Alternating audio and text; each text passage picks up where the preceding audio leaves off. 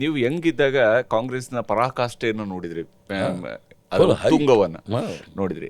ನಿಮಗೆ 50ರ ಗಡಿ ದಾಟಿ 60 ಗಡಿ ದಾಟುವಾಗ ಕಾಂಗ್ರೆಸ್ನ ಕಂಪ್ಲೀಟ್ ಕೊಲ್ಯಾಪ್ಸ್ ಅನ್ನು ಕೂಡ ನೋಡಿದ್ರಿ. ಬಹುಶಃ ಕಾಂಗ್ರೆಸ್ ಯಾವತ್ತೂ ಕೂಡ ಕನಸಲ್ಲೂ ಕೂಡ ಯೋಚನೆ ಮಾಡಿರಲಿಲ್ಲ ನಾವು 100ಗಿಂತ ಕಡಿಮೆ ಬರ್ತೀವಿ, ಯಾವತ್ತಾದ್ರೂ ಒಂದು ದಿವಸ ಅಷ್ಟು ಕಡಿಮೆಗೆ ಬೀಳ್ತೀವಿ, 50ರಕ್ಕೆಲ್ಲ ಬಂದುಬಿಡ್ತೀವಿ ನಾವು ಅಂತೇಳಿ ಯಾವತ್ತು ಬಹುಶಃ ಯಾವ ಕನಸಲ್ಲೂ ಕೂಡ ಆ ರೀತಿ ಕನಸು ಕಂಡಿಲ್ಲ. ಅಂಥದ್ದೊಂದು ಡಿಫೀಟನ್ನು ಕೂಡ ನಿಮ್ಮ ಪಕ್ಷ ಅನುಭವಿಸೋದಕ್ಕೆ ಕಾರಣ ನೀವುಗಳೇ ಅಲ್ವಾ?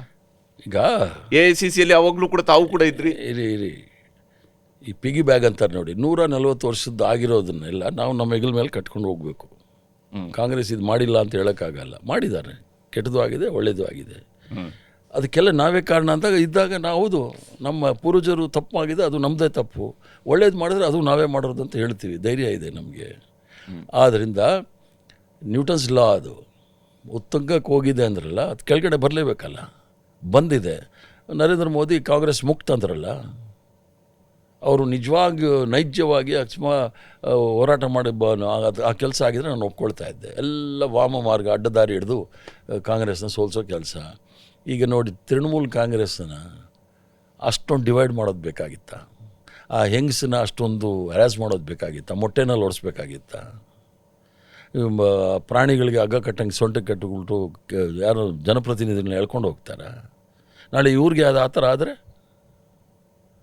ತಪ್ಪಲ್ವಾ? ಒಂದು ಯಾವುದೋ ಒಂದು ಎಥಿಕ್ಸ್ ಇಟ್ಕೊಳ್ಳಿ. ಪ್ರಜಾಪ್ರಭುತ್ವದ ಜನಗಳೇ ಮಾಲೀಕರು. ನಾವು ರಾಜಪ್ರಭುತ್ವದಲ್ಲಿದ್ದೀವ ಅಥವಾ ಧರ್ಮ ಆಧಾರಿತ ರಾಜಕಾರಣದಲ್ಲಿದ್ದೀವ?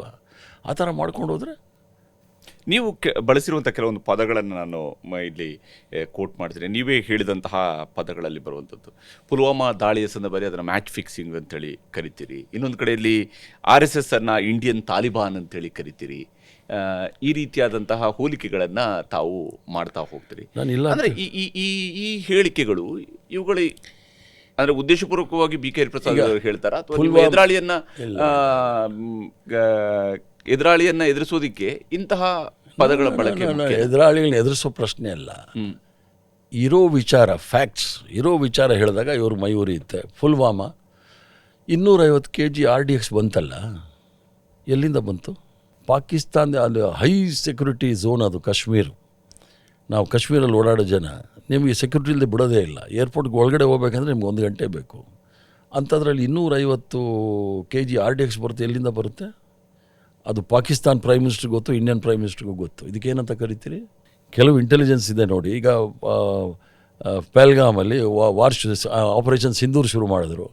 ಪಾಕಿಸ್ತಾನ್ ಜನರಲ್ಲು ಹೇಳಿದ್ನಲ್ಲ ವಾರ್ ನಿಲ್ಲಿಸಬೇಕು ಅಂತ. ಇವ್ರು ಹೇಳಿದ್ರು ನಾವು ಅಮೇರಿಕಾ ಹೇಳ್ಬೇಕಾಯ್ತು ಇವ್ರಿಗೆ. ಸೊ ಆ ಥರ ರಾಷ್ಟ್ರದ ರಕ್ಷಣೆ ಮಾಡಲಿಕ್ಕೆ ಆಗಲಿಲ್ಲ ಅಂದಾಗ ನಾವು ಹೇಳಬೇಕಾಗತ್ತೆ ಇವ್ರಿಗೆ. ಇವರು ದಿನನಿತ್ಯ ಪಾಕಿಸ್ತಾನ ಮಟನ್ ಬಿರಿಯಾನಿ, ಚಿಕನ್ನು, ಮछली, ಮಂಗಲಸೂತ್ರ ಇವೆಲ್ಲ ಹೇಳ್ಕೊಳ್ಳೋ ಜನ ಪಾಕಿಸ್ತಾನ ಜೊತೆ ಯಾಕೆ ಮಾಡ್ತಾರಂತೆ ವ್ಯವಹಾರ? ಮನಮೋಹನ್ ಸಿಂಗ್ನಿದ್ದಾಗ ಭಾಳ ಸ್ಪಷ್ಟವಾಗಿ ಹೇಳಿದರು, ಎಲ್ಲಿ ತನಕ ಉಗ್ರವಾದ ಇರುತ್ತೆ ಅಲ್ಲಿ ತನಕ ಪಾಕಿಸ್ತಾನ ಜೊತೆ ಮಾತಿಲ್ಲ ಅಂತ. ಇವ್ರು ಯಾಕೆ ಮಾತುಕತೆ ಶುರು ಮಾಡಿದ್ರು? 250 kg ಎಲ್ಲಿಂದ ಬಂತು RDX ಅಂತ ಯಾಕೆ ಹೇಳಲಿಲ್ಲ? ಯಾವುದೋ ಒಂದು ಮನೆಯಲ್ಲಿ 2 kg ಗೋಮಾಂಸ ಇದೆ ಅಂತೇಳಿ ಹಿಡಿತೀರಾ? 250 kg RDX ಇಡೋದಿಲ್ಲ ಅಂದರೆ? ಈಗ RSS ಕೂಡ ರಿಜಿಸ್ಟರ್ಡ್ ಬಾಡಿ ಅಲ್ಲ, ತಾಲಿಬಾನ್ ಕೂಡ ರಿಜಿಸ್ಟರ್ಡ್ ಬಾಡಿ ಅಲ್ಲ. ಎರಡಕ್ಕೂ ಏನೂ ವ್ಯತ್ಯಾಸ ಇಲ್ಲ. ಅವರು ಧರ್ಮಾಧಾರಿತ ರಾಜಕಾರಣ, ಇವರು ಧರ್ಮಾಧಾರಿತ ರಾಜಕಾರಣ, ಎರಡೂ ಒಂದೇ. ತಾಲಿಬಾನ್ಗೆ 200 ಕೋಟಿ ರೂಪಾಯಿ ಮೋದಿ ಸರ್ಕಾರನೇ ಕೊಟ್ಟಿದೆ ಅಫ್ಘಾನಿಸ್ತಾನಲ್ಲಿ.